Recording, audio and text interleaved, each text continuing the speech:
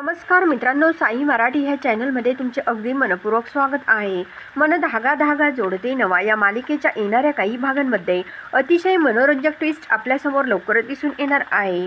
तर मित्रांनो, इकडे आता ही आनंदी संगमनेरमध्ये मानवता आधार नावाचा आश्रम चालवत असते आणि ही सुखदाची अगदी जवळची मैत्रीण म्हणजे कल्याणी असते.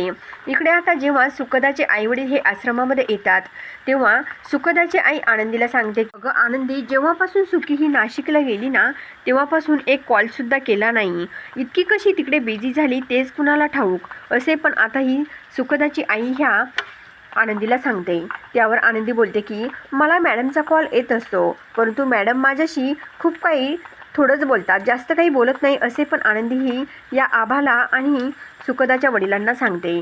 त्यानंतर मित्रांनो, इकडे जेव्हा ही आनंदी आपल्या ऑफिसमध्ये बसलेली असते तेव्हा मात्र ही सुखी या आनंदीला फोन करून सांगते की अगं माझा एक राजकुमार आहे. तेव्हा आनंदी ही या सुखीला विचारते की त्याच्या डोळ्यामध्ये तुला प्रेम दिसतं का? त्यानंतर सुखी बोलते की हे बघ कल्याणी, त्याचा तर मला अजून अनुभव नाही आहे, त्यामुळे मला काही ते सांगता येणार नाही की त्याच्या डोळ्यामध्ये मला माझ्याविषयी प्रेम दिसतं की नाही असे. पण ही सुखदा या कल्याणीला सांगते. त्यानंतर मित्रांनो, इकडे ही आनंदी विचारते की कसा आहे ग तुझा राजकुमार तो?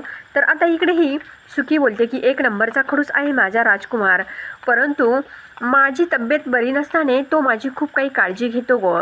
आणि काही दिवसांपूर्वी तो थोडासा सिरियस झाला होता, परंतु त्याच्या चेहऱ्यावर मी आनंद निर्माण करण्याचा खूप प्रयत्न केला.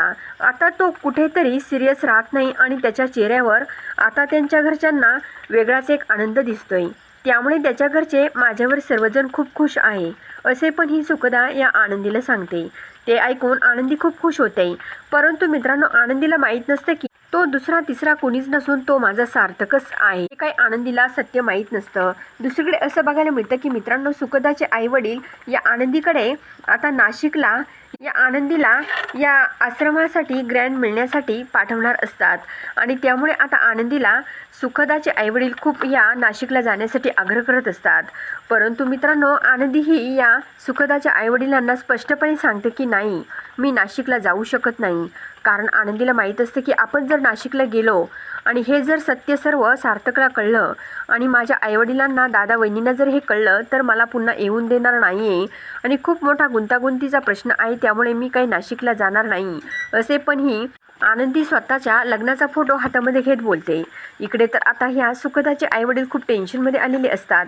विशालसुद्धा बोलतो की कारण एकच दिवसाचा प्रश्न आहे आणि कल्याणी मॅडम नक्कीच नाशिकला जातील असे. पण आता ह्या विशालला वाटत असते, परंतु ही आनंदी विशालला सुद्धा नकार देते. दुसरीकडे आता सुखदाचे आईवडील खूप टेन्शनमध्ये येतात. इकडे आता ही सुखदाची आई आभा ही या आनंदीच्या रूममध्ये येते आणि आनंदीला विचारते की आतमध्ये येऊ का? तर कल्याणी हो असं बोलते. तेवढ्यामध्ये आता ही सुखदाची आई आतमध्ये येते आणि बोलते की कल्याणी, मला सांग की तुला नाशिकला जायला काही प्रॉब्लेम आहे का? त्यावर आता मित्रांनो, ह्या आनंदीने आता सर्व काही सत्य या सुखदाच्या आईला सांगितलेलं असतं आणि त्यावेळेस मित्रांनो, सुखदाच्या आईने सर्व काही आता ह्या आनंदीला समजवण्याचा खूप प्रयत्न केलेला असतो. त्यामुळे अखेर ह्या सुखदाच्या आईच्या निर्णयामुळे ही आनंदी आता नाशिकला जाण्यासाठी तयार होते आणि आता आनंदी ही इकडे नाशिकमध्ये येते. मित्रांनो, ही आनंदी नाशिकमध्ये आल्यानंतर सुखदाचे आईवडील सुखदाला फोनवर सांगतात की कल्याणी ही आश्रमाच्या कामासाठी नाशिकला आलेली आहे. आता ही आनंदी नाशिकला आलेली कळताच सुखदाचा आनंद गगनात मावेनासा होतो. सुखदा लगेच आपल्या मनाशी बोलते की आता मी सार्थकला घेऊन आनंदीला आणण्यासाठी जाणार आणि एकदा आनंदी ही माझ्याकडे आली तर मी माझा राजकुमार आनंदीला दाखवणार असे ह्या सुखदाच्या मनाला वाटत असतं. इकडे असं बघायला मिळतं की आनंदीचं तर सार्थकवर खूप प्रेम असतं. आता आनंदी जरी 6 वर्षापासून सार्थकपासून लांब जरी राहिलेली असते तरीसुद्धा या आनंदीला सार्थकची वेळोवेळी क्षणोक्षणी आठवण येत असते. कारण जेवढा ह्या सार्थकचा आनंदीमध्ये जीव असतो तेवढा ह्या आनंदीचा सुद्धा सार्थकमध्ये जीव असतो. दोघेही एकमेकांवर जीवापाड प्रेम करत असतात. दोघेही एकमेकांजवळ आपल्या बरोबर असणारे फोटोसुद्धा ठेवून खूप काही बघत असतात. आणि आता मित्रांनो, आता ही सुखदा जेव्हा ह्या आनंदीला घेण्यासाठी स्टँडवरती येते तेव्हा ही सार्थकच्याच गाडीमध्ये बसून आलेली असते. त्यानंतर मित्रांनो आता हा सार्थक या स्टँडवरती सुखदाला आपल्या गाडीमध्ये घेऊन या आनंदीला घेण्यासाठी येतो। आता मित्रांनो ही आनंदी तर स्टँडवरती आलेली असते आणि इकडे जेव्हा सुखदा ही सार्थकच्या गाडीमधून उतरते तेव्हा आता सुखदा लगेच आनंदीकडे घाईघाई पळत जाते आणि आनंदीला बोलते की अगं कल्याणी तू आली का। आता मित्रांनो सुखदा ह्या आनंदीला घट्ट मिठी मारते। त्यानंतर पुढे असं बघायला मिळतं की आता इकडे सार्थक तर आनंदीकडे बघत राहतो, कारण आता सार्थकला माहीत नसतं की ह्या सुखदाची मैत्रीण म्हणजे आनंदीच आहे। त्यानंतर पुढे असं बघायला मिळतं की आता सार्थकचा चेहरा थोडासा पुढे असतो, तेवढ्यामध्ये ही आनंदी पाठीमागून जाते आणि सार्थकला घट्ट मिठी मारते। इकडे आता सुखदा ही आनंदीकडे बघत राहते, कारण आता ह्या सुखदाला पण माहीत नसतं की माझ्या मनामध्ये जो काही राजकुमार आहे, मी ज्याच्यावर प्रेम करायला लागले आहे, तो दुसरा तिसरा कोणी नसून हा सार्थकच आनंदीचा नवरा आहे हे सत्य काही सुखदाला माहीत नसतं।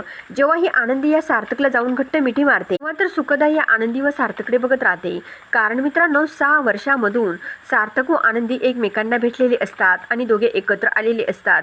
दोघांनी एकमेकांना खूप घट्ट मिठी मारलेली असते। सार्थक तर खूप रडत असतो, आनंदी सुद्धा सार्थक इतक्या दिवसातून भेटल्यामुळे आनंदीला सुद्धा खूप आनंद झालेला असतो। सार्थक लगेच आनंदीला बोलतो की आनंदी तुम्ही कुठे गेल्या होत्या मला सोडून, किती मिस केलं तुम्हाला असे। पण आता हा सार्थक या आनंदीला बोलतो। आता सुखदाला प्रश्न पडतो की नेमकं हे काय चाललंय, कारण सार्थकचं ह्या आनंदीवर, ही तर माझी मैत्रीण कल्याणी, हिच्यावर प्रेम होतं आणि ही सार्थकची बायको आहे का असे आता सुखदाच्या सर्व काही लक्षात येतं। परंतु मित्रांनो सुखदाला एक वेळेस खूप वाईट सुद्धा वाटत असतं की आपण ज्या आपल्या राजकुमारवर प्रेम करायला लागलो होतो तो दुसरा तिसरा कोणी नसून ह्या कल्याणीचा सार्थक आहे की काय असे पण आता या सुखदाला वाटते। त्यानंतर मित्रांनो आता आनंदी व सार्थक दोघेही सुखदासमोर जातात। आता ही आनंदी या सुखदाला सर्व काही सत्य सांगते आणि बोलते की हेच माझे सार्थक सर।